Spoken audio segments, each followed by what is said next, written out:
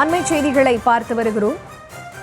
Iran Israel மோதலால் கச்சா எண்ணெயின் விலையானது கடுமையாக உயர்ந்திருக்கிறது. முழுமையான விவரங்களை தர இணைகிறார் எமது செய்தியாளர் வெங்கட்ரமணன். அவரிடம் பேசலாம். வணக்கம் வெங்கட்ரமணன், விவரங்கள். இஸ்ரேலிடையே 11வது நாளாக ஏவுகணை தாக்குதலை மேற்கொண்டு இருக்கக்கூடிய நிலையில ஈரான்ல இருக்கக்கூடிய ஹோர்முஸ் நீரிணை மூட ஈரான் முடிவு செய்திருக்கிறது.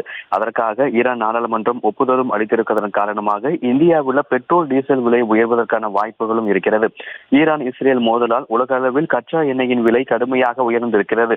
ஒரு பேரல் கச்சா எண்ணெயின் விலை 2.2% வரை உயர்ந்திருக்கிறது. தற்பொழுது கச்சா எண்ணெயின் விலை பேரலுக்கு $79 உயர்ந்துள்ளது. மேலும் இரு நாடுகளுக்கு இடையே தொடர்ந்து பதற்றம் தொடர்வதால் ஒரு பேரல் கச்சா எண்ணெய் $90 முதல் $95 வரை உயர்வதற்கான வாய்ப்புகள் இருப்பதாக தகவல்கள் வெளியாகி இருக்கிறது.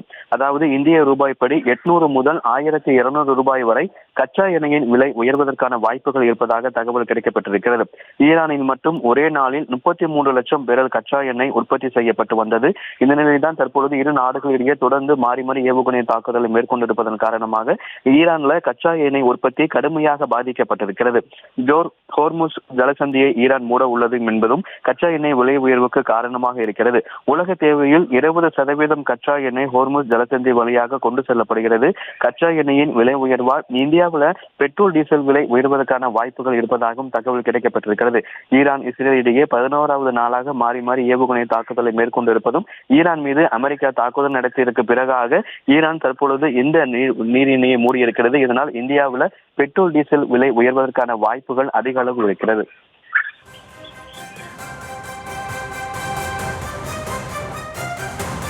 விவரங்களுக்கு நன்றி வெங்கட்ரமணன்.